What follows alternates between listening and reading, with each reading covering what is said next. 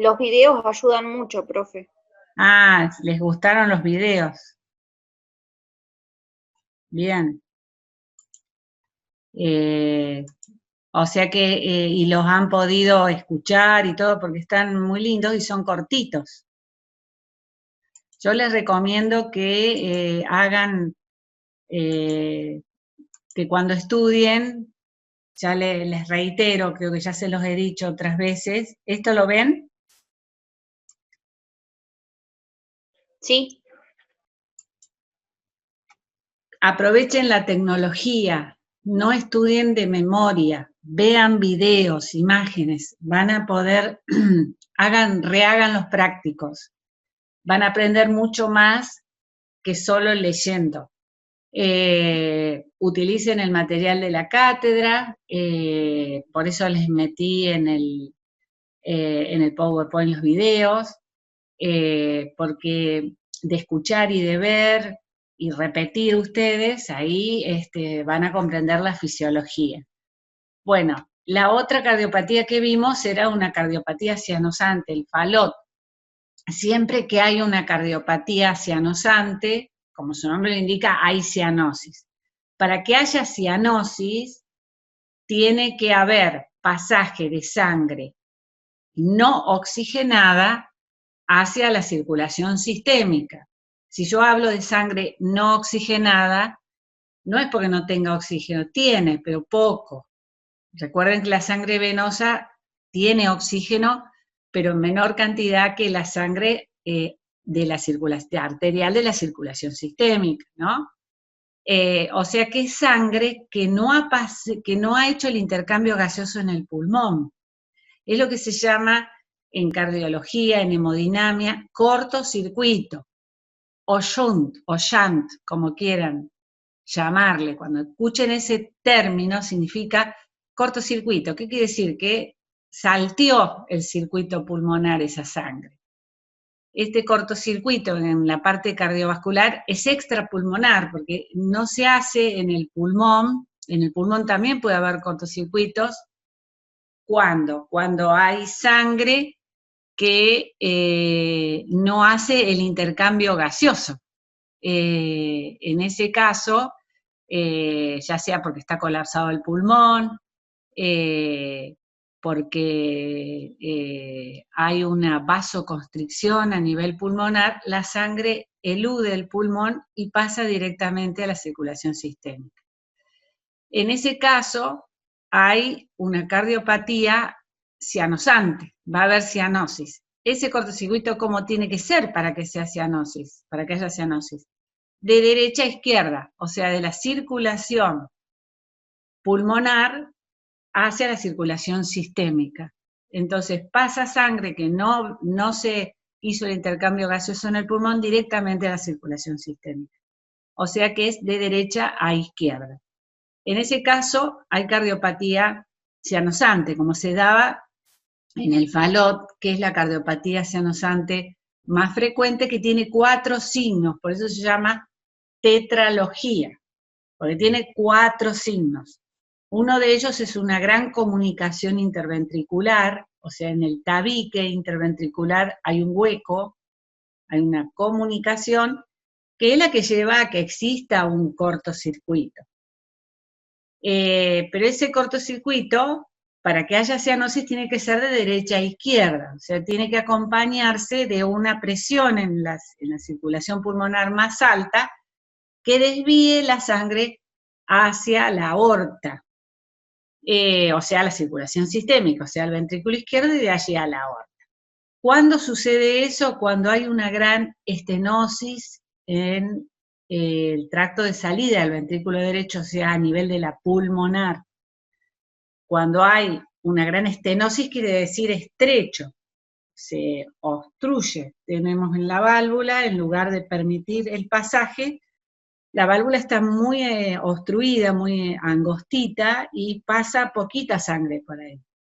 Eso lleva a un aumento de la resistencia en el ventrículo derecho y un aumento de la presión en el ventrículo derecho que desplaza la sangre hacia la izquierda, o sea, un shunt de derecha a izquierda. Entonces ahí voy a tener una gran cianosis. Cuando no hay una gran estenosis pulmonar, que es lo que es el Fallot rosado, no tengo ese aumento de presión, entonces el shunt es de izquierda a derecha y ahí no hay cianosis. Es lo que se llama el Fallot rosado. Entonces hasta ahora tengo una comunicación interventricular, una estenosis pulmonar de grado variable, puede ser grave o puede ser leve o moderada, y también tengo la hipertrofia del ventrículo derecho. ¿Qué quiere decir? Que está grande el ventrículo derecho. ¿Por qué? Porque hay una estenosis pulmonar. Y otra cosa que tengo, que ya forman los 4 signos, es una aorta que no nace exclusivamente el ventrículo izquierdo, está como acabalgada entre los 2 ventrículos. O sea, es una aorta que está yéndose hacia la derecha, porque se dice que en realidad esta secuencia, que es el Fallot, se origina por un desplazamiento en el desarrollo embrionario del tabique interventricular, que tiene un huequito y que se desplaza hacia la derecha. Entonces esos son los 4 signos del Fallot. ¿Cómo se manifiesta? Por cianosis.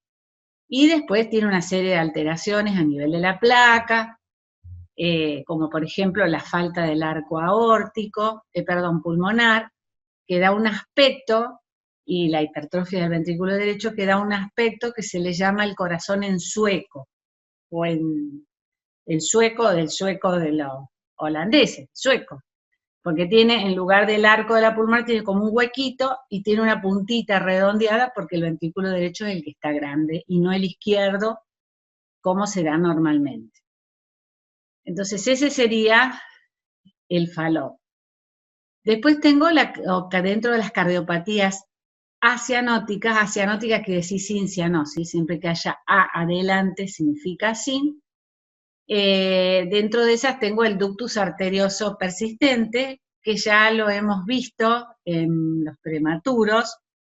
La fisiopatogenia es muy parecida, es la misma, mejor dicho, el mecanismo patológico, pero en sí en el prematuro se produce por una inmadurez que lleva a que no bajen las prostaglandinas, entonces el ductus se mantiene abierto.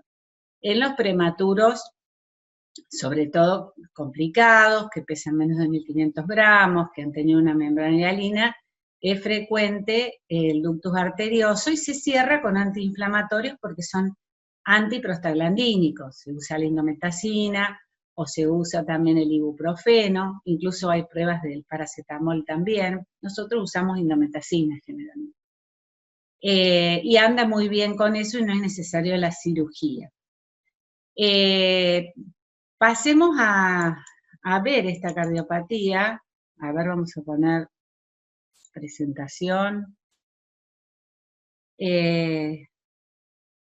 Vamos a verla entonces en ampliado. A ver si me la abre. A ver cómo es la fisiopatogenia del ductus arterioso, que recuerden es una de las cardiopatías que no se asocia a cianosis, pero tiene otros signos. Vamos a ver si me lo abre. Les puse, pero tal vez, si se demora mucho, lo abramos acá nomás. Ahí. Bueno, entonces, acá vamos a hablar entonces de las cardiopatías congénitas, en el caso, a ver si ahí está. Así lo ven bien. Entonces, en la persistencia del ductus arterioso, acá hay un esquema donde muestra que tengo el corazón con las cavidades derechas, las cavidades izquierdas, pero acá, esta sería la aorta, esta sería la pulmonar, persiste el ductus o conducto arterioso que conecta la aorta con la pulmonar. Esto está abierto en el feto, pero se cierra cuando el niño nace. Primero de manera funcional, se contrae, y después de 2 a 3 semanas se necrosa, o sea, desaparece y se transforma en el ligamento arterioso. O sea que esto no está más. Cuando este conducto no se cierra, cuando el niño nace, como por ejemplo en el prematuro, vamos a ver que se mantiene esa comunicación con un pasaje de sangre, fíjense cómo van las flechitas, de la derecha, perdón, de la izquierda a la derecha, o sea, desde el ventrículo izquierdo, de la aorta hacia la pulmonar. ¿Por qué? Porque acuérdense que cuando el niño nace, las presiones en el ventrículo izquierdo son superiores en la aorta es superior a la de la arteria pulmonar. Acá yo tengo 120/80, acá tengo 30/15.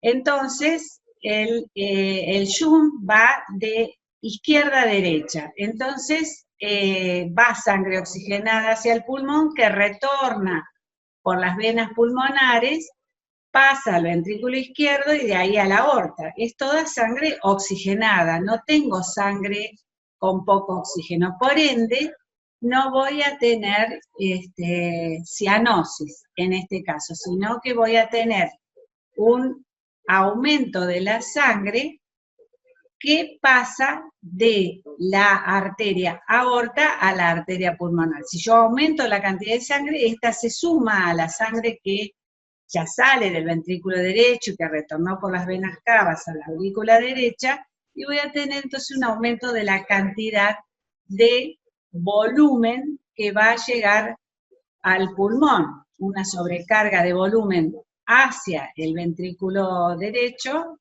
y hacia el pulmón.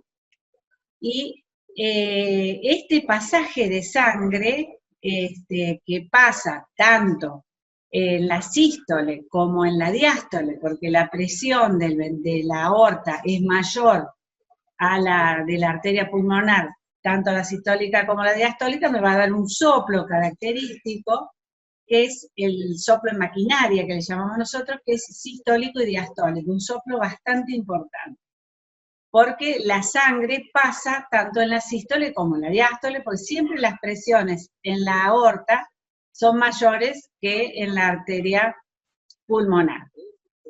Ese exceso de volumen me va a inundar, me va a sobrecargar la arteria pulmonar y también, y esto va a llevar a una dilatación de la pulmonar, pero también va a ser una sobrecarga a nivel del pulmón, porque llega a mayor cantidad de volumen y eso va a aumentar la presión a nivel de los vasos pulmonares y va a producir edema. Entonces, ¿qué va a tener el niño?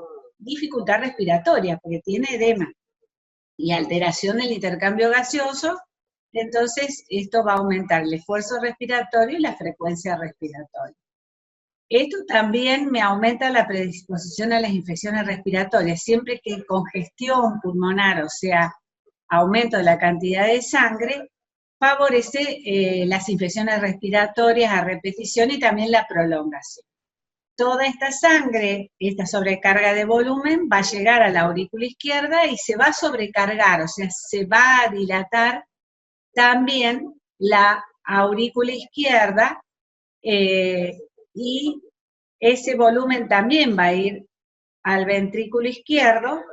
Entonces, yo voy a tener una dilatación a nivel de la aurícula izquierda y también lo puedo tener en el ventrículo izquierdo, además de la dilatación en la arteria pulmonar. A su vez, esta cantidad de sangre que pasa por acá lleva a que disminuya la cantidad de sangre que va para acá, porque se roba ahí la sangre. Entonces, si yo tengo mucha cantidad de sangre que pasa por acá para la circulación pulmonar, acá voy a tener una disminución de la perfusión y el paciente puede tener algunos signos, eso es muy común, como intolerancia alimenticia, distensión abdominal, porque no le va falla renal, pues no le va suficiente cantidad de sangre a la circulación sistémica por el robo que significa ductus. Entonces, es sin cianosis. ¿Cuándo puede haber cianosis? Cuando estos procesos no se corrige, pasa mucho tiempo y se produce un aumento de la presión pulmonar que me va a superar a la aorta y entonces ahí se invierte el shunt de derecha a izquierda y aparece cianosis. Afortunadamente esto es poco frecuente porque se corrige antes.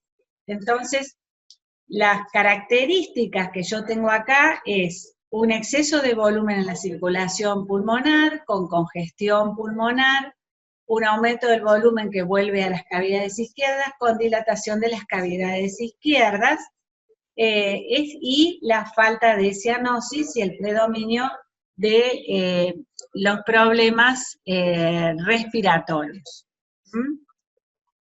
Como consecuencia de esta congestión pulmonar.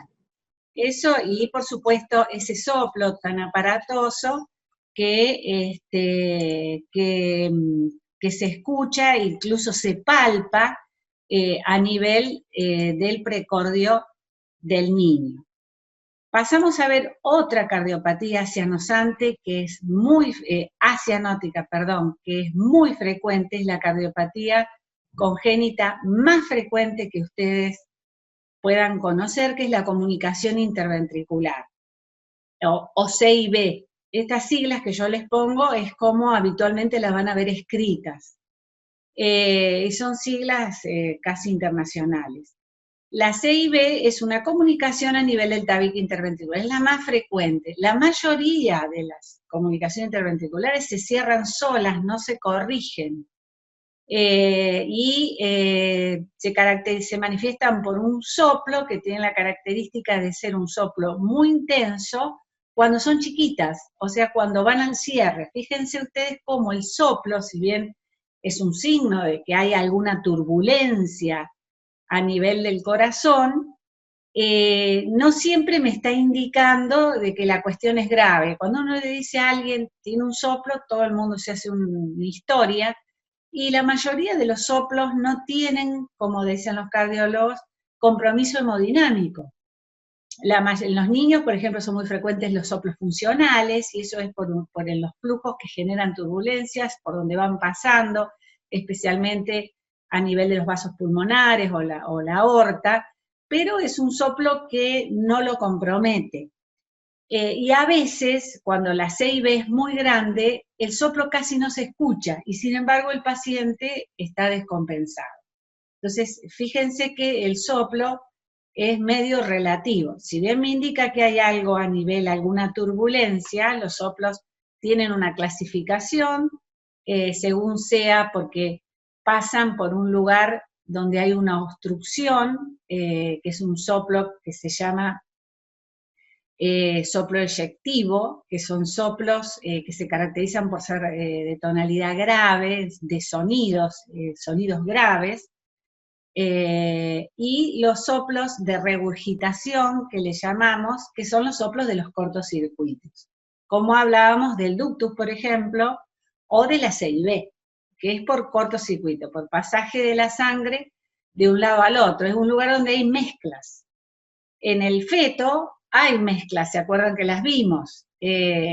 A nivel del foramen oval, o sea, a nivel de interauricular y a nivel del ductus. Eso es normal porque el tipo de circulación fetal es una circulación en paralelo. Hay mezclas de las dos circulaciones. En cambio, cuando la persona nace, todas esas mezclas desaparecen. Si no desaparecieron, si persisten, puede haber soplo de shunt o de regurgitación. Bueno, pasamos entonces a la comunicación interventricular, que es la otra cardiopatía acianótica o sin cianosis que vamos a hablar, en donde hay un cortocircuito a nivel del tabique interventricular. Fíjense acá, como veíamos en el falot, ¿se acuerdan que veíamos que había un huequito en el tabique interventricular? Es acianótica acá también porque no hay pasaje de sangre poco oxigenada en la circulación sistémica, porque como la presión en el ventrículo izquierdo es mayor que en el ventrículo derecho, la sangre se va a ir hacia el ventrículo derecho. Pero acá la diferencia es que se va solo en la sístole, no como en el ductus que se iba en sístole o en diástole. ¿Por qué? Porque a nivel de los ventrículos, en la diástole, la presión es la misma en el izquierdo que en el derecho. En el otro, en el ductus, la presión diastólica en la aorta es mayor que la de la pulmonar. No sabían que la aorta es 80 y la pulmonar es 15. Entonces acá el shunt es solo en la sístole, entonces el soplo es sistólico. ¿Por qué se produce? Por el pasaje de sangre, por este huequito, porque hay una alta presión en la sístole en el ventrículo izquierdo, que puede llegar a 120, y en el ventrículo derecho llega a 30. Entonces, la repercusión del tabique depende del tamaño. Cuanto mayor sea el volumen que pase para acá, mayor sobrecarga va a haber y mayor clínica va a haber. Existen diferentes tipos de comunicaciones interventriculares. Algunas son en el tabique muscular, en la parte muscular del ventrículo, pueden ser únicas o múltiples, y otras veces es membranosa, porque está en la parte membranosa del tabique, estas son las más frecuentes, y como ya les decía recién, pueden ser comunicaciones muy chiquitas, que generan grandes soplos, pero no pasa mucha sangre, entonces no hay una sobrecarga de volumen en las cavidades derechas y el paciente no va a tener repercusión hemodinámica, y por ahí esos defectos se cierran solos y no se corrigen quirúrgicamente. Este shunt, entonces, del ventrículo izquierdo derecho, cuando es importante, va a sobrecargar la circulación pulmonar y el pulmón, también voy a tener congestión y edema pulmonar, y también vuelve la sangre a las cavidades izquierdas en excesivo volumen. Recuerden que la sangre hace esto, entonces sobrecarga tanto las cavidades izquierdas como la derecha. O sea que voy a tener dilatación de aurícula izquierda, de ventrículo izquierdo y de ventrículo derecho y congestión pulmonar, y no voy a tener cianosis, porque toda la sangre que va para la circulación sistémica es sangre que ya pasó por los pulmones.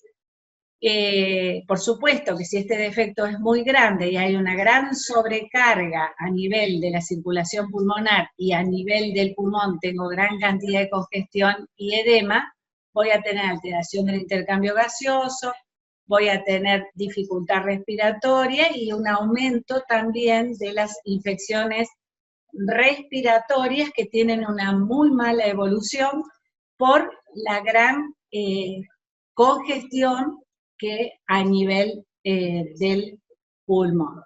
Entonces tenemos congestión pulmonar, dilatación de la aurícula izquierda y dilatación de ambos ventrículos con la presencia de un soplo que paradójicamente cuanto mayor es, más chiquita es la comunicación, y en las grandes comunicaciones el soplo no es tan intenso.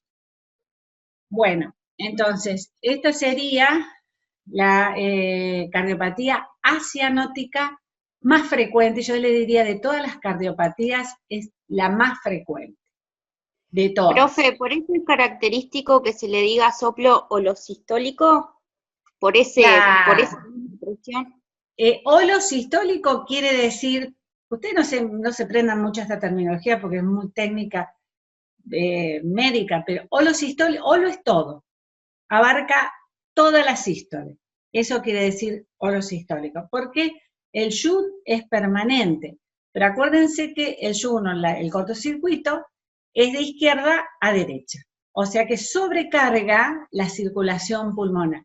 Siempre que yo tengo, eso está en la clasificación, si ustedes vuelven al inicio de esta clase, van a ver que las dividíamos en hiperflujo o flujo disminuido. Estas cardiopatías tienen hiperflujo pulmonar. ¿Cómo ven el pulmón en la placa? Blanco. Porque hay edema, hay congestión y hay alteración del intercambio gaseoso.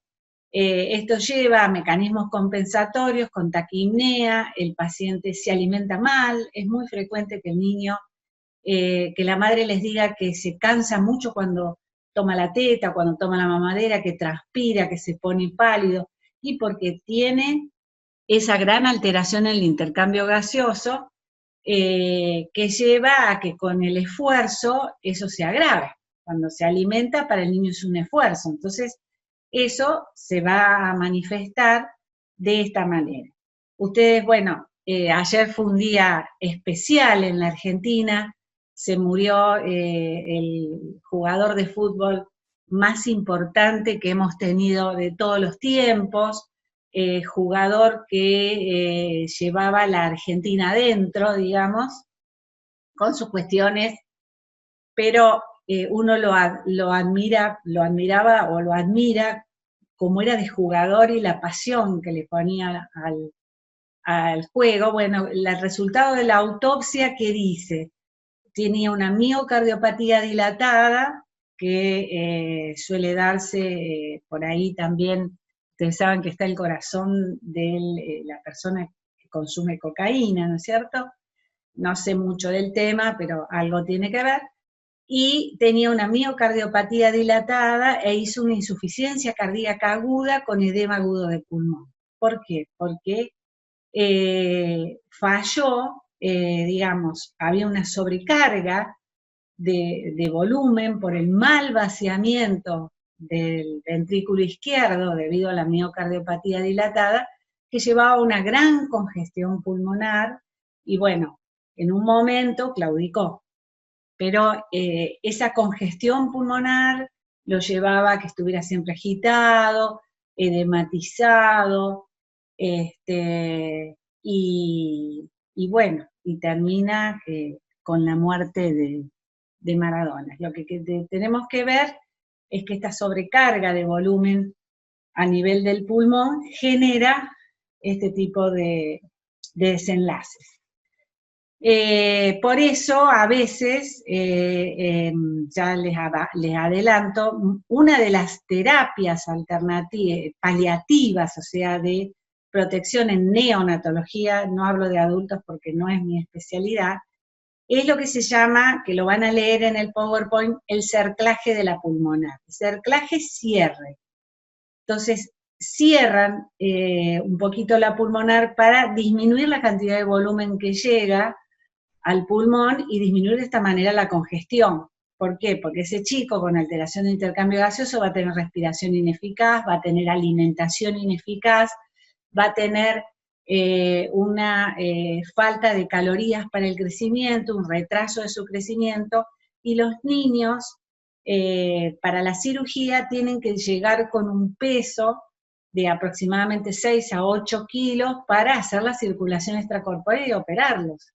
Entonces, su propia cardiopatía impide eso, y por eso por ahí se hacen operaciones de tipo paliativo para permitirle crecimiento al niño y hacer la cirugía con un peso mayor y con menor riesgo, o sea, el peso del neonato, del lactante en este caso, porque son estos chicos muy descompensados, se operan en su etapa de lactantes, ¿no? Las comunicaciones interventriculares, no generan grandes problemas en la etapa neonatal, porque el niño tiene una presión en la arteria pulmonar un poco más alta que impide que ese cortocircuito sea tan intenso. Estas cardiopatías generalmente se descompensan durante la lactancia y allí se tienen que operar. Pero la cirugía es con circulación extracorpórea, entonces el niño tiene que recuperar peso, pero ¿qué pasa? Cuando entra con las infecciones respiratorias entra a atrasar.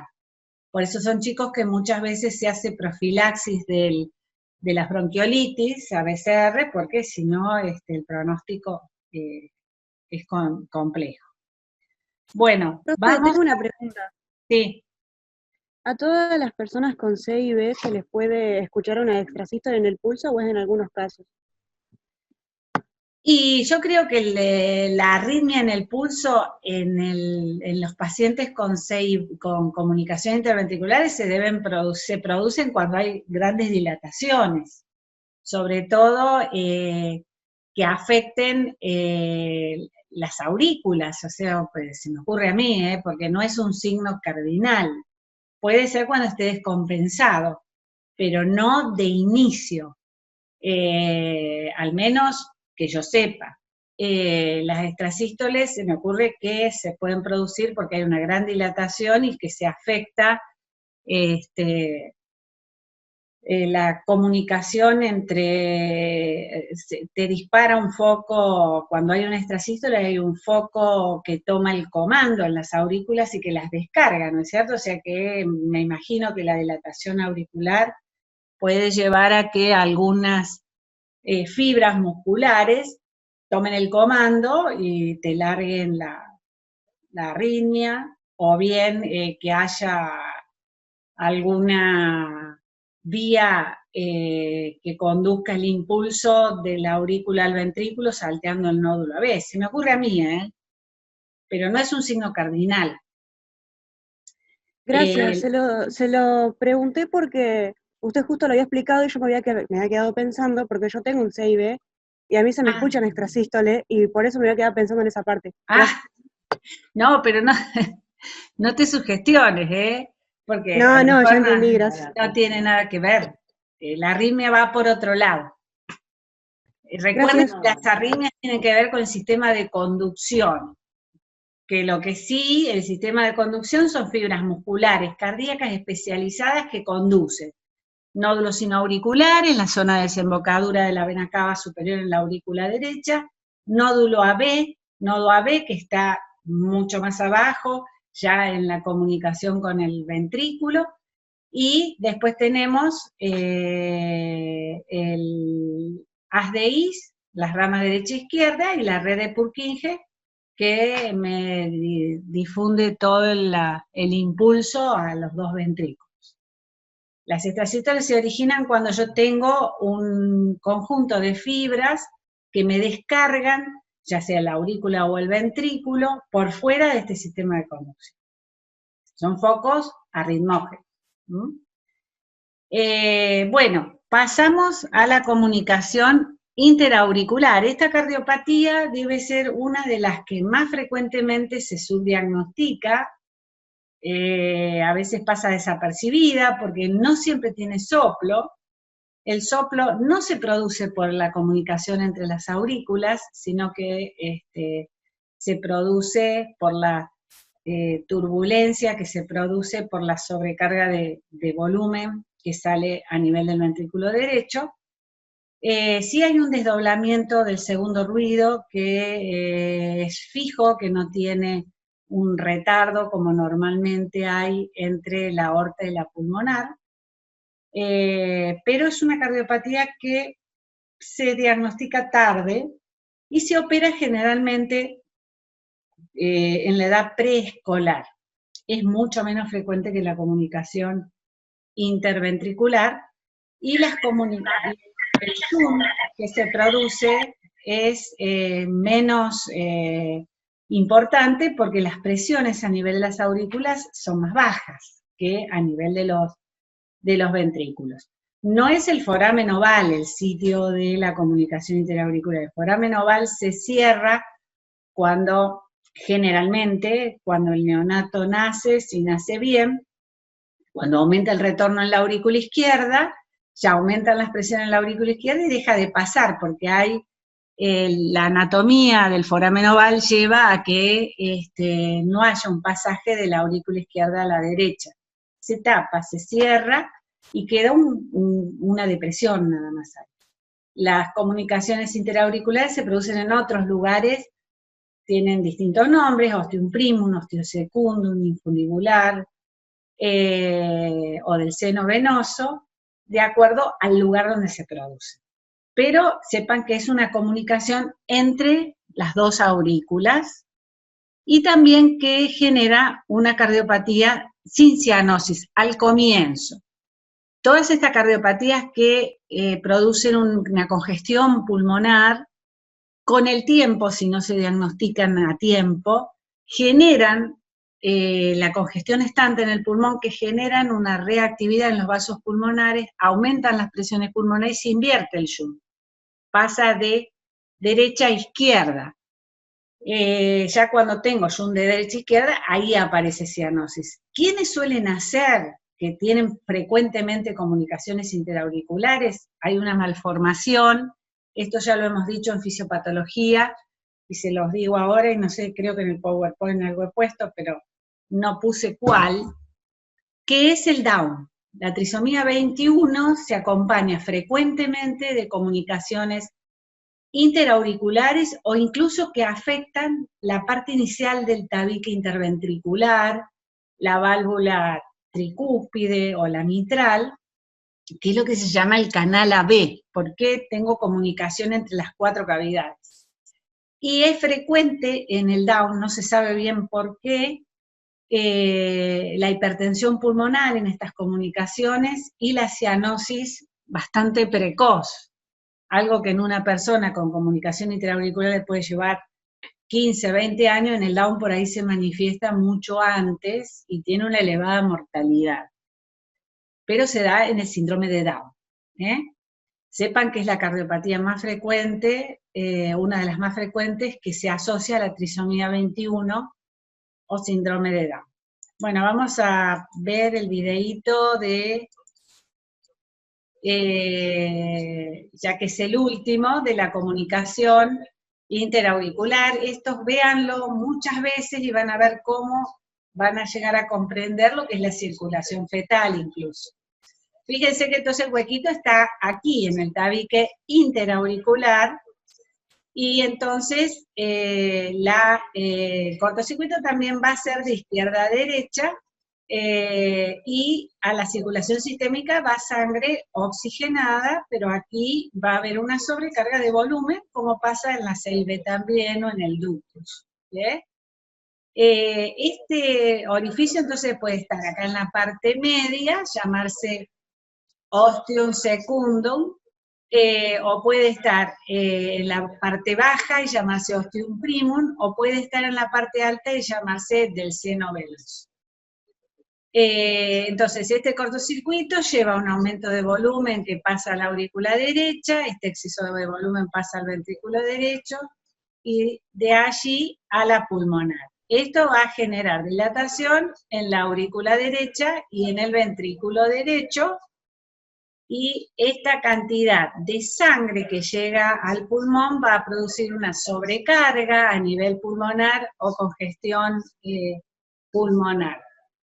Acá está explicando lo que les dije recién, que si está el orificio en la parte media es lo que se llama ostium secundum, que es la más común. Si estuviera en la parte superior, se llama de seno venoso, y si está en la parte inferior, se llama ostium primum. La más frecuente es el tipo ostium secundum. Esos son los 3 tipos de comunicación interauricular. Bueno. Entonces, el cortocircuito va de izquierda a derecha, se sume a la sangre que vuelve a la aurícula derecha y tengo una sobrecarga de volumen. Si acá hay mucho volumen que pasa por la arteria pulmonar, se va a producir una turbulencia y se va a producir el soplo, que acompaña a la comunicación interauricular. O sea que ese soplo sistólico, eyectivo o expulsivo, se produce por la sobrecarga de volumen en la válvula pulmonar y no por este cortocircuito. Este orificio no genera soplo. A su vez, el hecho de que acá haya una sobrecarga de volumen lleva a que la válvula pulmonar no se cierre después de la aórtica como lo hace habitualmente, sino que se cierra juntas y va a producir un desdoblamiento fijo de segundo duelo. Esa sobrecarga de líquido pasa por la arteria pulmonar y llega al pulmón, produce la congestión a nivel pulmonar, edema, alteraciones del intercambio gaseoso, hiperflujo. Entonces, este paciente no tiene cianosis, porque yo no tengo pasaje de sangre que elude el pulmón y que pasa a la circulación izquierda. Si tengo sobrecarga de volumen, entonces voy a tener dificultad respiratoria. Acá tengo un pequeño robo porque va por el cortocircuito, el resto pasa al ventrículo izquierdo y de allí pasa a la circulación sistémica. O sea que las características que yo voy a tener es una cardiopatía congénita sin cianosis, con dilatación de aurícula derecha y ventrículo derecho, y dilatación de la arteria pulmonar, hiperflujo y congestión pulmonar, con la producción de alteración del intercambio gaseoso y por ende dificultad respiratoria que aparece tardíamente en la infancia y que muchas veces pasa subdiagnosticada. Vamos entonces ahora a la siguiente. Bueno, los diagnósticos de enfermería. Ya dijimos, alteración del intercambio gaseoso, dominio 3, hiperflujo pulmonar, todo lo que hablamos, el aumento de la actividad simpática cardíaca siempre es en forma compensatoria, con taquicardia, para aumentar el volumen sistólico y mantener la circulación compensada, pero esto se vuelve en contra porque también me aumenta el consumo de oxígeno, aumenta el trabajo cardíaco, entonces siempre lo compensatorio se vuelve en contra. En el dominio 4 voy a tener un patrón respiratorio ineficaz, desobstrucción ineficaz de las vías aéreas, y recuerden, esto lleva a infecciones respiratorias frecuentes y de mala evolución. Por supuesto me va a afectar la nutrición por el aumento del trabajo cardíaco, respiratorio, y también la disminución de ingesta de nutrientes, porque el paciente está tan agitado que no toma buena cantidad de alimento. A su vez, bueno, las infecciones respiratorias me van a producir hipertermia, alto consumo de oxígeno, todo esto afecta el crecimiento y desarrollo, y son enfermedades con muchas internaciones que incluso cuando es en el interior implican derivaciones. Actualmente acá en el MOLA se están operando estas cardiopatías, sobre todo la CIB o la CIA, el ductus, porque viene un cardiólogo de Garrahan y entonces las familias no tienen que viajar. Pero hay cardiopatías complejas en donde sí se tienen que ir a centros de referencia, y esto implica que vaya la madre o el padre y haya siempre problemas para sostener el equilibrio familiar en estos casos. Acá les hice más o menos una tablita para ver de nuevo los diagnósticos de enfermería. También les dejé un artículo que lo pueden leer en el aula. Y en cuanto a la terapia, bueno, la terapia farmacológica se concentra en el caso del ductus, cuando yo tengo una cardiopatía congénita cianótica, ductus dependiente, mantenerlo abierto con la instilación de prostaglandina E1, que es una medicación que tiene sus efectos colaterales, entonces el paciente generalmente está intubado, porque suele producir apneas, o sea, cese de la respiración o convulsiones, suele producir fiebre. Es una medicación que tiene sus efectos colaterales, pero que le salva la vida a un chico hasta que llegue al lugar donde se lo va a resolver. Este tipo de cardiopatías cianosantes no se resuelven en la provincia, siempre tiene que ser derivado el paciente, y es un neonato, entonces se derivan en avión. También la medicación de la insuficiencia cardíaca congestiva, que se produce cuando hay sobrecarga de las cavidades cardíacas, cuando hay gran congestión pulmonar, restricción de líquido, apoyo nutricional, muchas veces se necesita oxígeno, cardiotónicos, que cada vez se usan menos por la toxicidad de la digital. Generalmente se utilizan vasodilatadores para disminuir la resistencia periférica, diuréticos, ahorradores de potasio y furosemida en conjunto. Saben que la furosemida es un diurético de asa que tiene como efecto colateral la hipopotasemia. Fármacos inotrópicos, esto por ahí lo van a ver en farmacología, dopamina, dobutamina. Y el cateterismo es una técnica menos invasiva que la apertura del tórax, que permite hacer diferentes procedimientos, incluso correctivos, y acá yo más o menos se los coloqué como para que tengan una idea, el que se quiera informar puede, les dejé un artículo al respecto. Uno es, por ejemplo, la septostomía auricular. ¿Qué quiere decir esto? Romper el tabique interauricular, o sea, generar una comunicación ahí. Se le pasa el catéter desde la arteria femoral, y luego atraviesa el tabique interauricular y se lo tironea como para romper ese tabique, para generar una mezcla en un chico que tiene, por ejemplo, una transposición de los grandes vasos sin comunicaciones y que tiene una gran cianosis que se va a morir cuando porque no tiene la aorta, en este caso, nace del ventrículo derecho. Entonces no hay intercambio gaseoso, hay que generarlo en algún lugar, y uno es la septostomía. Hasta ahí se lo mantiene con el ductus, pero el ductus no puedo sostener yo prostaglandina por tanto tiempo, entonces se genera este defecto y luego más adelante se hace la cirugía definitiva, que es bastante compleja. Generalmente esto se hace en las cardiopatías complejas. Después también tengo para dilatación de válvulas, las estenosis pulmonares y estenosis aórticas. Tengo angioplastias con balón, esto es para dilataciones de estenosis arteriales, y el cierre percutáneo del ducto. O sea, el cateterismo o la hemodinamia es todo un desarrollo dentro de la cardiología, hay enfermería especializada que acompaña estos procedimientos, y yo creo que debe tener una especialización realizada, porque no cualquiera, como no cualquier médico puede hacer el cateterismo, tampoco el enfermero, que es fundamental que maneje estas técnicas.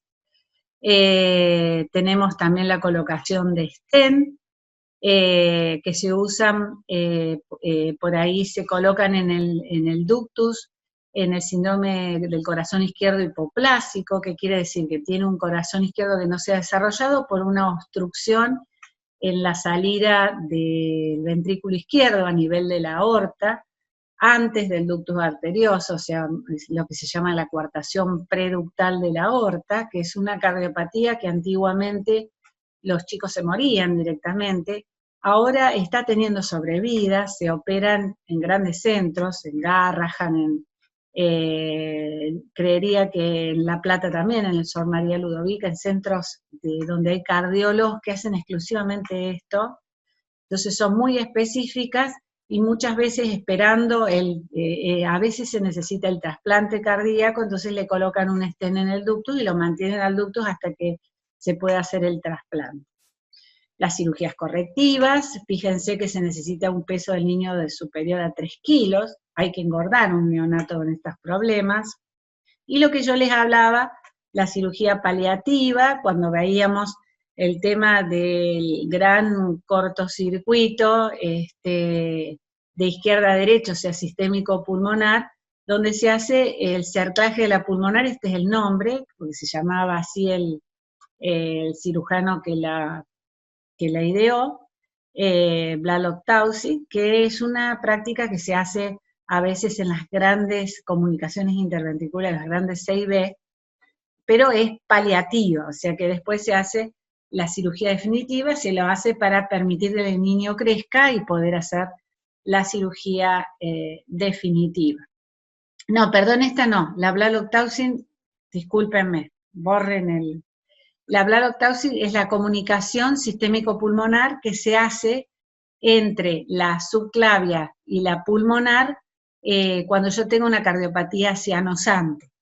Se crea como una especie de ductus, se comunica, se hace un cortocircuito hasta la cirugía definitiva. El cerclaje es el banding de la pulmonar que se hace para la CIB. Entonces aclaro, me confundí, discúlpenme, la Blalock Taussig es la anastomosis subclavia y pulmonar que se hace para generar un cortocircuito cuando yo tengo, por ejemplo, un falot, o también puede ser cuando tengo una transposición para permitir el pasaje de la sangre y la oxigenación a nivel del pulmón y esperar a que el niño crezca para hacer la cirugía definitiva. Este shunt de la Blalock Taussig, cuando se hace, ustedes después les devuelven el paciente del lugar de referencia donde se lo hicieron y lo van a ver cianótico, porque son chicos que no llegan a saturar 90%, generalmente está bien cuando satura 80%, 85%, o sea, se lo espera al paciente con esa cianosis, entonces lo van a ver cianótico y le van a ver un gran soplo, que es esa fístula creada, que la auscultan en la parte alta del corazón, a nivel subclavicular, del lado izquierdo, que es esa comunicación que se hizo para permitir que el niño crezca y esté en condiciones de una cirugía definitiva. A veces donde se suele hacer es en los falot, hasta tanto el niño crezca y se lo pueda operar. Esta es una cirugía paliativa. En cambio, la del cerclaje se hace en las comunicaciones, como les decía recién, interventriculares, con una gran inundación pulmonar, para disminuir el flujo y permitir que ese pulmón se recupere un poquito y disminuya la cantidad de flujo, se cierra un poquito la arteria pulmonar para que no vaya tanta cantidad de sangre al pulmón. Bueno, creo que ya estamos. No sé si les quedó alguna duda. Profe, tengo una duda. ¿Qué? ¿Por qué en el CIB solamente se produce el pasaje de sangre cuando está en la sístole? En la sístole, porque vos tenés el cortocircuito en la CIB, es entre los dos ventrículos. Las presiones en los ventrículos, en la sístole, vos tenés más presión en el ventrículo izquierdo que en el derecho. 120 en el izquierdo, 30 en el derecho. ¿Por qué? Porque el izquierdo se contrae contra una resistencia de la arteria pulmonar muy grande, entonces genera una elevada presión. Entonces ahí hay cortocircuito. Ahora en la diástole las presiones en ambos ventrículos son muy parecidas. Entonces vos no tenés cortocircuito ahí, porque no hay diferencia de presión. Es diferente a cuando el cortocircuito se da por el ductus entre la pulmonar y la aorta. Ahí es distinto, porque la aorta tiene elevada presión tanto sistólica como diastólica en relación a la pulmonar. O en la aorta tenés 120-80, en la pulmonar tenés 30-15. Entonces ahí hay cortocircuito en las dos etapas del ciclo cardíaco. Pero a nivel de los ventrículos, las presiones diastólicas son muy parecidas entre las dos cavidades. Esa es la explicación. ¿Cuáles son los problemas más importantes? Vamos a hablar de esta sigla que está acá, CEPAM, que serían malformaciones pulmonares y de la vía aérea congénitas. Abarca todo esto, enfisema lobar congénito, secuestro pulmonar. O sea, por un lado las malformaciones congénitas pulmonares y de la vía aérea. Atresia de esófago, mielomeningocele, defectos del cierre del abdomen, más o menos hablar de lo que es una gastrosquisis y una encefalocele, y el Hirschsprung, o megacolon aganglionar congénito. De esas vamos a hablar. A nivel pulmonar, estas malformaciones congénitas afectan a un solo pulmón en la mayoría de los casos y son diagnosticadas por una buena ecografía prenatal y la mayoría desaparece en la gestación. Por eso esto genera mucha angustia a la embarazada, porque ahora con el perfeccionamiento de las ecografías estas malformaciones se ven, antes pasaban desapercibidas, pero se ha visto que la mayoría retrograda con el desarrollo. ¿Cuándo se originan? Entre la quinta o sexta semana de la gestación, que es cuando se está desarrollando la arborización bronquial. Entonces hay un desequilibrio entre, ustedes saben que el desarrollo embrionario son etapas de proliferación de las células, hiperplasia de las células, y apoptosis. ¿Se acuerdan cuando hablábamos de la muerte celular programada, que es un mecanismo incorporado al desarrollo fetal? Entonces hay un desbalance y se producen estas malformaciones. La mayoría son asintomáticas y es un hallazgo ecográfico en el feto o radiológico en el niño. A veces se saca una placa en un lactante porque está con una bronquiolitis y de golpe se ve eso y el niño se desarrollaba bien, sin ningún problema, y se ve esta malformación. Pero a veces es grave, puede producir esto, que quiero que esta terminología hidrofetal sepan de qué se trata. Ya hemos hablado de hidrofetal, no sé si se acuerdan, con la incompatibilidad RH, que es un motivo de hidrofetal. ¿Qué es el hidrofetal? Hidro significa agua en el feto.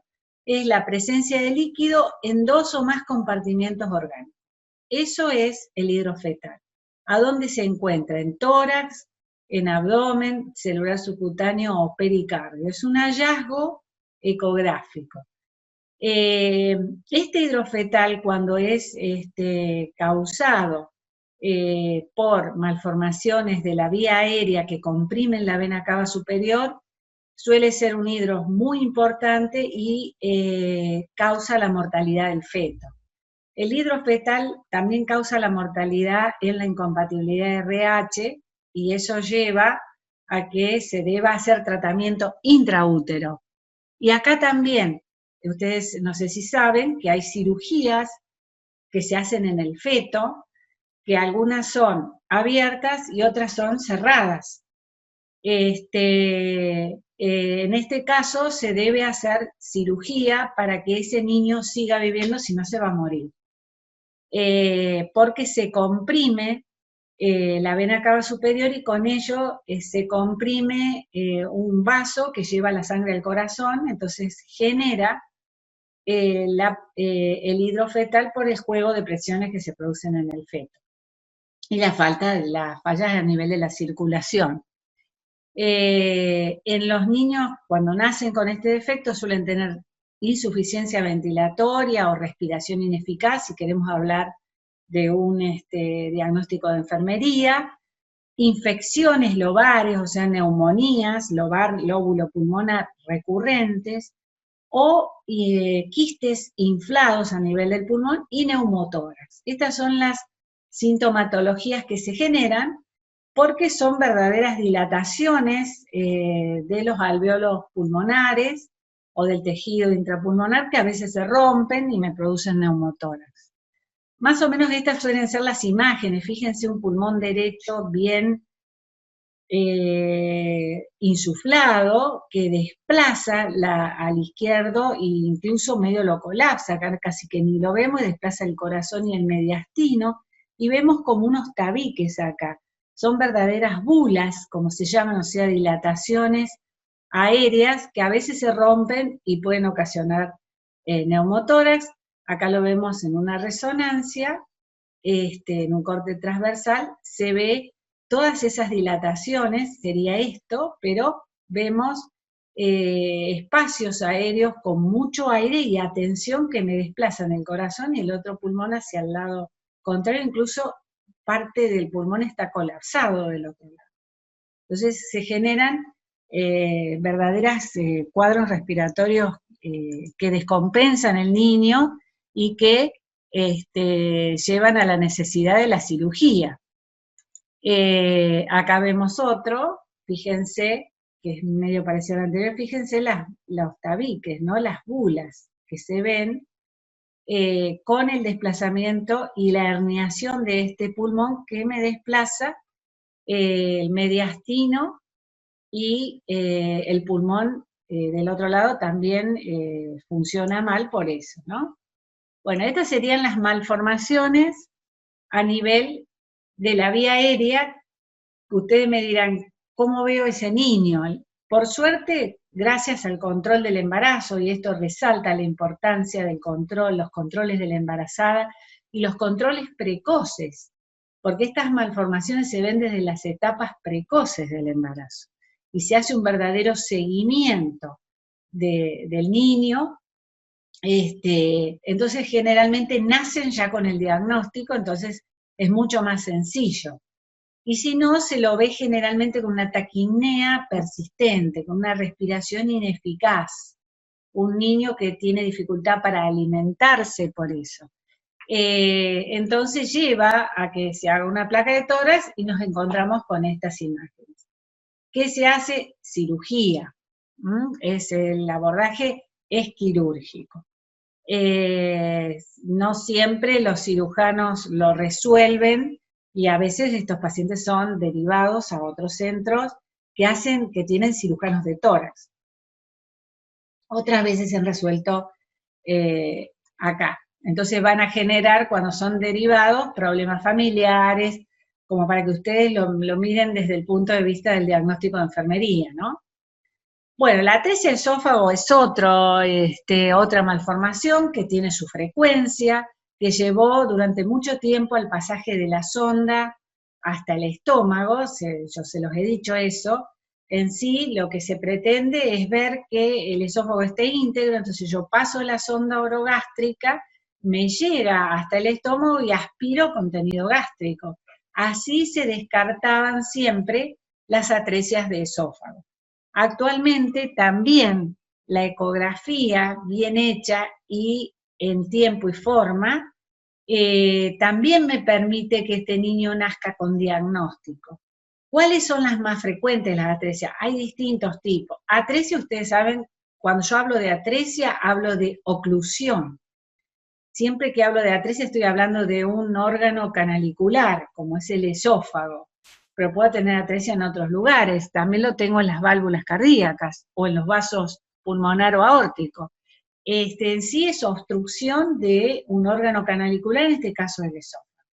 Las formas más frecuentemente encontradas son la atresia de esófago de tipo 1, que no tiene fístula, y ustedes me dirán, ¿qué quiere decir eso? Que el esófago se origina junto con la tráquea, como prolongaciones del intestino, que en el desarrollo después se separan y me va a quedar la tráquea por delante y el esófago por detrás. Si yo tengo una alteración en este desarrollo, me puede generar una obstrucción del esófago y a su vez que esta separación no sea tan así.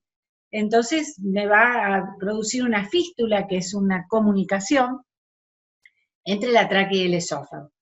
La atresia esofágica de tipo 1 no tiene fístula, o sea, es solo atresia del esófago, está la tráquea por delante y el esófago atrésico por detrás, generalmente como una bolsita que no llega al estómago. ¿Qué frecuencia tiene? 5-8% de los casos. Y la de tipo 3 tiene, que es la más frecuente, el 89% de los casos, tiene fístula traqueosofágica distal. Ya vamos a ver las imágenes para que les quede claro. El diagnóstico es prenatal. Uno de los signos que suele haber es polidramio. ¿Qué quiere decir? Aumento del líquido amniótico. ¿Por qué lo tengo? Porque el feto orina el líquido, contribuye a la formación de ese líquido con su orina. Por eso un feto con malformaciones renales puede tener oligoamnios porque no orina lo suficiente, o sea, tengo disminución del líquido, y después lo traga. Por eso un feto con polidramio suele tener malformaciones en el tubo digestivo. Puede tener un labio leporino, una fisura palatina, puede tener una atresia de esófago o una atresia intestinal. También el feto neurológico suele tener polidramio, ¿por qué? Porque no traga, porque la malformación neurológica lleva a que no haga, porque el feto en el embarazo deglute, entonces puede tener polidramio. Y otro signo que suele haber es la ausencia de cámara gástrica. Si yo tengo este tipo de atresia sin fístula, no voy a tener cámara gástrica, porque ¿por dónde va a llegar el líquido amniótico al estómago si está obstruido el esófago y no tengo fístula entre la tráquea y el esófago? El nacimiento, cuando el niño nace y tiene esta malformación, es fundamental el diagnóstico precoz para evitar la broncoaspiración, que no es solo de alimentos, sino también de jugo gástrico. porque eso me complica mucho la evolución posterior. Entonces el diagnóstico precoz es fundamental. Es un fracaso que este niño pase con la madre y se diagnostique después, porque ese pulmón ya va a estar dañado por el pasaje de contenido gástrico o de alimentación que se aspiró hacia el pulmón. Esto hay que evitarlo. Por eso, los que luchan para que se siga pasando la sonda orogástrica dicen que si no hay un personal debidamente entrenado, no es una embarazada debidamente controlada, hay que pasar la sonda orogástrica para evitar esta situación. En el hospital hace muchos años que no se pasa sonda orogástrica y ellos dicen que tienen muy buenos resultados, bueno, porque tienen enfermería que está continuamente controlando a los niños, especial de la sala, no pasa eso en el sector privado, entonces muchas veces se pasa la sonda por eso, porque la broncoaspiración de un niño con atresia de esófago es mucho más grave que el trastorno que le puede generar al niño el pasaje de una sonda para descartar una atresia de esófago. Por eso en algunos lugares todavía se sigue pasando la sonda. Acá ven el dibujito y les puede quedar un poco más claro esto que parece tan complicado. Fíjense ustedes, este dibujito nos muestra la tráquea, el esófago y acá tenemos el estómago. La tráquea está por delante, ¿verdad? Este es el diafragma. Entonces acá yo tengo la de tipo 1, que era la que estábamos viendo recién. Tengo solo atresia de esófago. La atresia es esto, el esófago termina acá y el estómago está acá. No hay conexión, pero tampoco el esófago se conecta con la tráquea. Cuando este niño nace, este estómago nunca llega a tener aire, porque cuando el niño nace y llora, le entra aire, porque no tiene por dónde le llegue. Por acá no llega porque se terminó acá el esófago. Y por acá no llega porque no hay fístula entre el esófago y la tráquea. Entonces el estómago, ¿qué voy a tener ahí? Una falta de cámara gástrica en la placa radiográfica. Esta, la de tipo 2, es poco frecuente y tengo una atresia de esófago con fístula superior, pero acá no tengo fístula. Esta es la de tipo 3, esta es la más frecuente. ¿Qué es lo que hay? Una atresia de esófago y una fístula entre la tráquea y el cabo distal del esófago que no se ha unido acá. Entonces acá me va a ir contenido gástrico del estómago a la tráquea y de allí a los pulmones. ¿Qué contenido gástrico? La secreción gástrica. Acá lo que puedo pasar es que si ese niño se alimenta, me llega el alimento acá, refluye y se va a la tráquea y se broncoaspira con alimento. Por eso es que se recomienda observar bien a estos niños para evitar las dos situaciones que son graves, porque me complican la cirugía posterior. Esta es otra forma, tengo fístula en los dos lados y los dos cabos del esófago. Esta es la fístula en H, donde no hay atresia esofágica, pero hay comunicación. Y esta es otra modalidad donde tengo una pequeña comunicación entre dos cabos, pero no tengo fístula. La más frecuente es esta. Y después le sigue esta.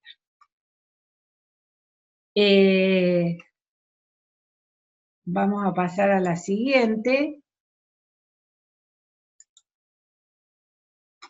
¿Cuáles son los cuidados que tengo que tener en este niño si yo ya tengo el diagnóstico?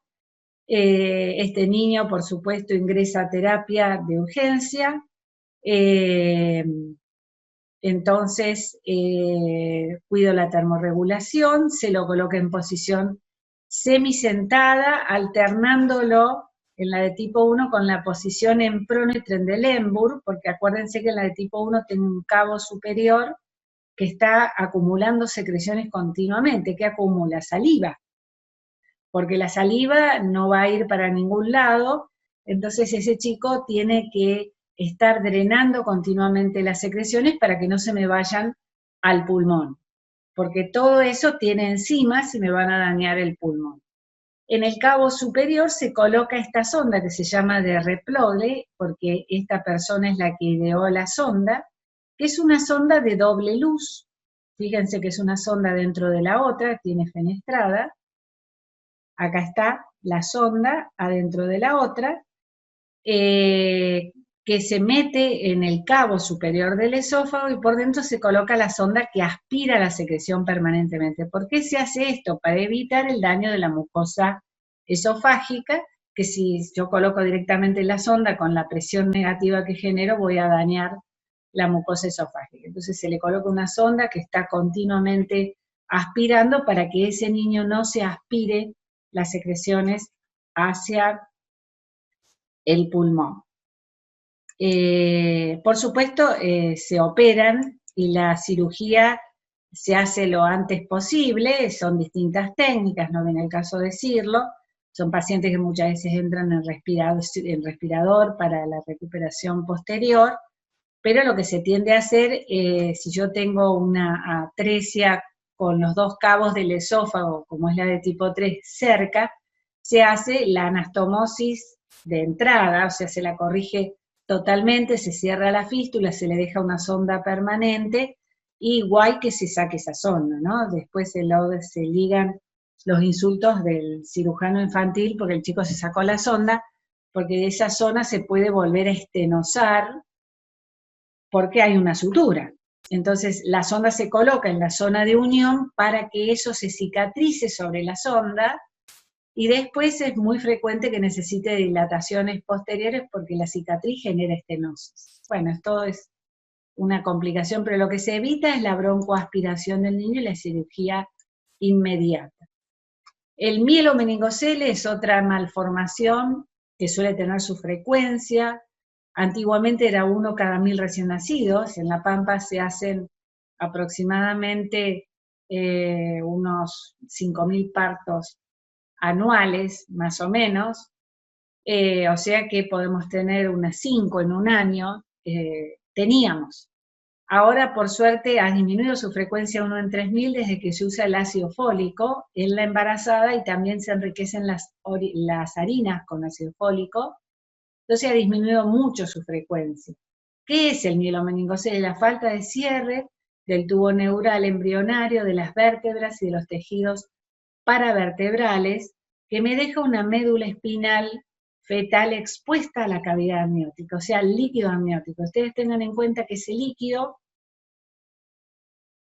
es un líquido donde el feto elimina sustancias, secreta sustancias que tienen enzimas y que pueden lesionar a esta médula expuesta.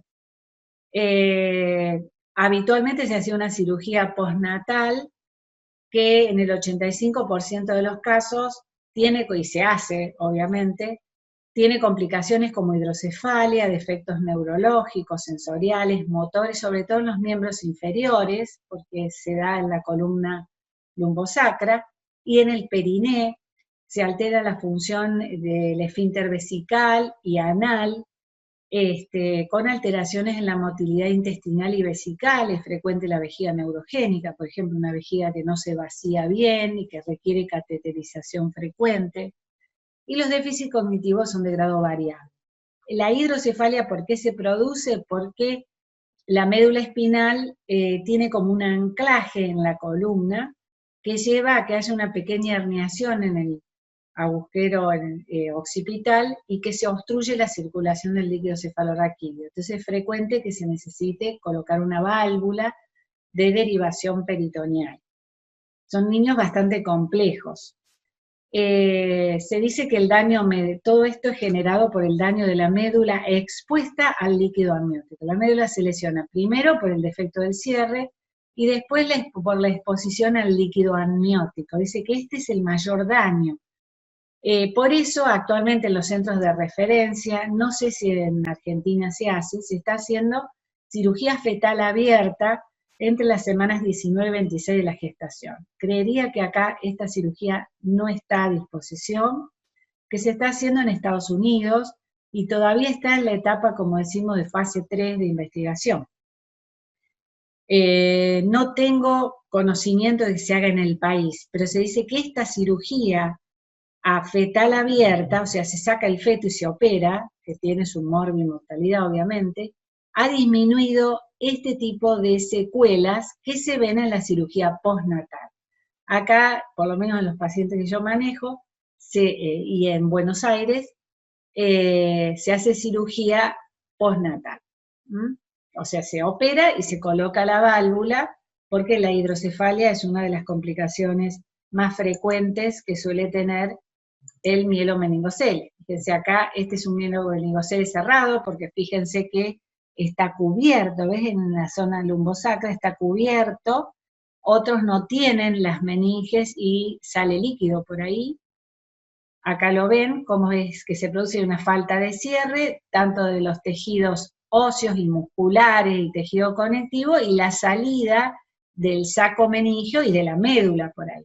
Entonces, todo esto se expone al líquido amniótico y se lesiona la médula también en el transcurso del embarazo. Entonces, los que promueven la cirugía prenatal dicen que de esta manera, cerrando el defecto inútero, o sea, siguiendo el embarazo, se evitan todas estas secuelas como la hidrocefalia, las malformaciones neurológicas, mejor dicho, la disfunción neurológica posterior, que a veces el niño nace con grandes malformaciones, vicios de posición de los miembros inferiores, porque no mueve los miembros inferiores, entonces a veces tienen hasta paraplegia.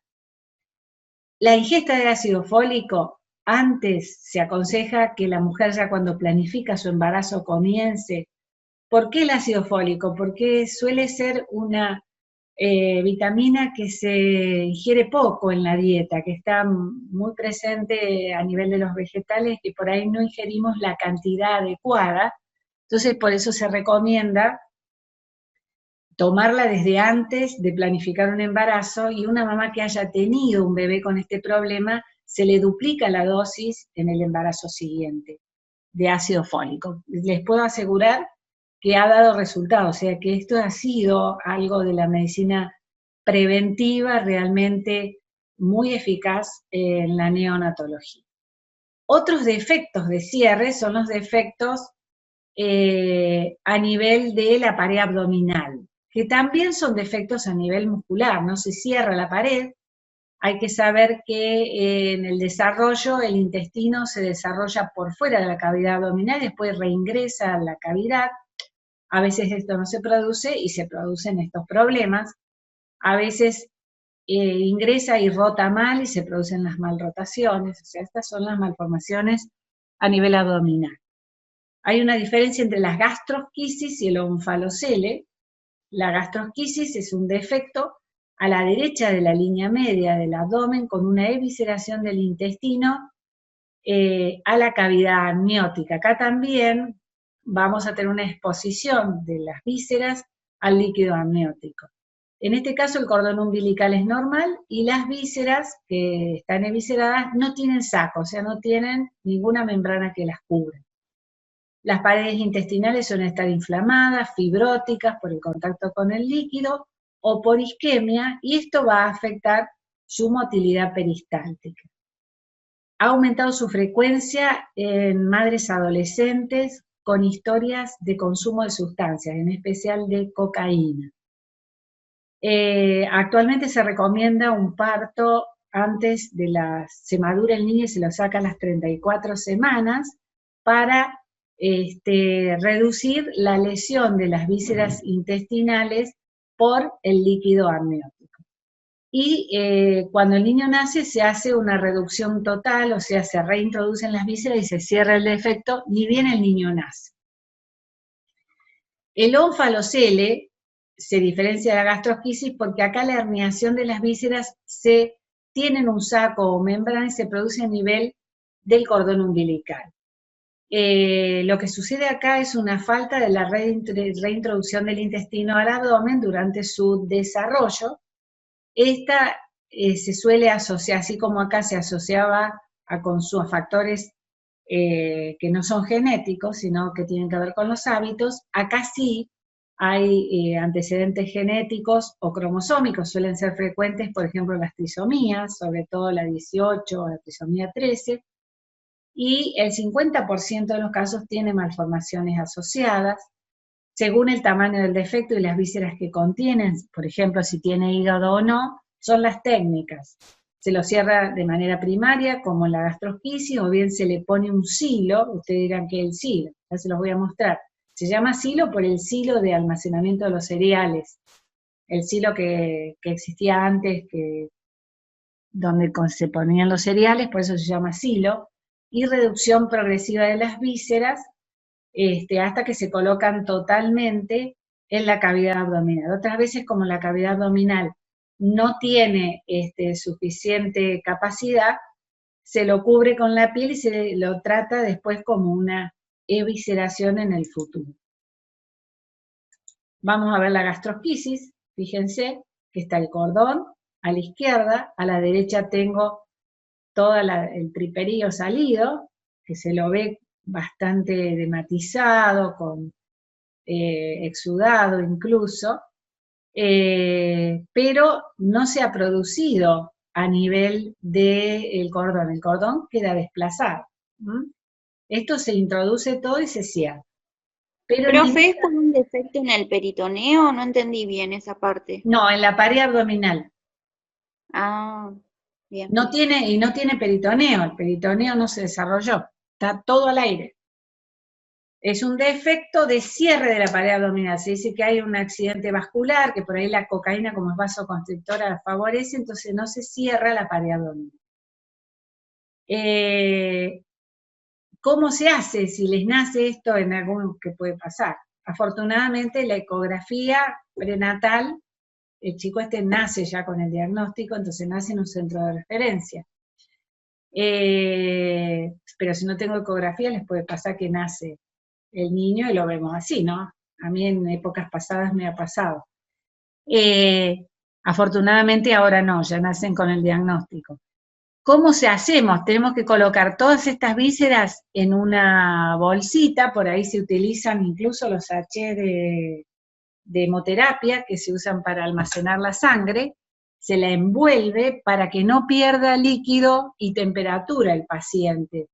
Entonces, todos estos defectos se embolsan, también el mielomeningocele, hasta tanto se haga la cirugía, pues si no el paciente se descompensa mucho porque por ahí pierde líquido y pierde temperatura.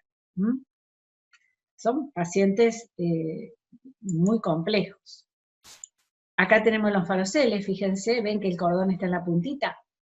Porque esto es lo que ha pasado, acá este onfalocele tiene hígado, es grande. Porque, y fíjense que acá tiene una labio leporino y fisura palatina. Debe haber sido una trisomía. Puede ser la trisomía 13, el pató. Acá lo que sucedió es que el intestino se formó afuera de la cavidad abdominal y después no se reintrodujo. Estos son congénitos, tienen alteraciones cromosómicas por lo general. Y este es el silo, ¿ven? Se coloca, esto es una técnica quirúrgica que se lo coloca de esta manera y de a poquito se lo va introduciendo las vísceras, vienen los cirujanos periódicamente y le van haciendo verdaderas reducciones manuales y van suturando el silo en la medida que acepta este niño el intestino en su cavidad abdominal, porque si ustedes lo meten de golpe y no hay capacidad, le van a generar una insuficiencia respiratoria, levantan el diafragma, pueden hacer una compresión del retorno venoso, comprimir la cava inferior. Por eso en las gastrosquisis generalmente se mide la presión intravesical para ver si hay una descompensación del paciente por un aumento de la presión intraabdominal cuando se meten todas las vísceras de golpe. Ahora en el onfalocele, cuando hay hígado, cuando es tan grande, no se lo reduce de golpe directamente, pero en la gastrosquisis sí.